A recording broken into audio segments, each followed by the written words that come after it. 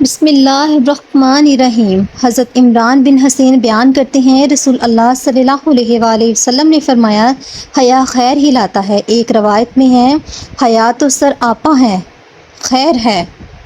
حضرت ابن مسعود بیان کرتے ہیں رسول اللہ صلی اللہ علیہ وآلہ وسلم نے فرمایا لوگوں نے سابقہ انبیاء کے کلام سے جو پایا ہے اس میں یہ مقولہ بھی ہے کہ جب تو حیا نہیں کرتا تو پھر جو چاہے سو کر۔ حضرت نواس بن سمان بیان کرتے ہیں میں نے رسول اللہ صلی اللہ علیہ وآلہ وسلم سے نیکی اور گناہ کے متعلق دریافت کیا تو آپ نے فرمایا نیکی اچھا اخلاق ہے جبکہ گناہ وہ ہے جو تیرے دل میں کھٹکے اور تو ناپسند کرے کہ لوگ اس سے مطلع ہو جائیں۔ حضرت عبداللہ بن عمر بیان کرتے ہیں کہ رسول اللہ صلی اللہ علیہ وآلہ وسلم نے فرمایا تم میں سے مجھے سب سے زیادہ محبوب شخص وہ ہے جو تم میں اخلاق میں سب سے زیادہ اچھا ہے۔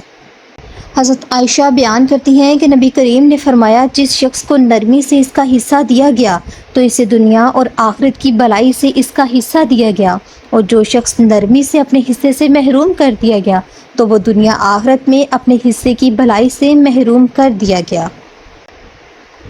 حضرت ابو ہریرہ بیان کرتے ہیں کہ رسول اللہ نے فرمایا حیا ایمان کا حصہ ہے اور ایمان والے جنت میں ہوں گے جبکہ فحش گوئی برائی والے جہنم میں جائیں گے۔